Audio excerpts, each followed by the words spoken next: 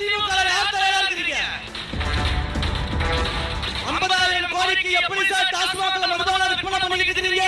எப்படி அருண்ராஜ் ஐஆர்எஸ் அவர்கள் தூய்மை பணியாளர்களை போய் கேள்வி கேட்க முடியும்?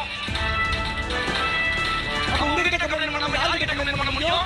முக ஸ்டாலினுக்கு கமெண்ட் பண்ணலாமா? இன்றைக்கு நாம் பேசிக் கொண்டிருக்கக்கூடிய இதே நாள்ல விருதுநகர்ல கோபாலபுரத்தின் மன்னராட்சி முதல்வர் அவர்களும் அவர் வீட்டு இளவரசர் அவர்களும் பேசிக் கொண்டிருந்தார்கள். கொள்கை இல்லாமல் இங்க பலரும் கூச்சலிட்டுக் கொண்டிருக்கிறார்களா? அந்த மன்னராட்சி பரம்பரையில் வந்த கோபாலபுரத்து இளவரசர் ஐயா திரு உதயநிதி ஸ்டாலின் அவர்களே, இந்த மேடையில் இருந்து நேருக்கு நேர் சவால் விடுகிறேன். எங்களுக்கு எதிராக கொள்கையை பேசி நீங்கள் ஜெயித்து விட்டால் ஒரு காலம் நடக்காது. என்ன ஜெயிக்கிறது? நடக்கவே நடக்க போறது இல்ல.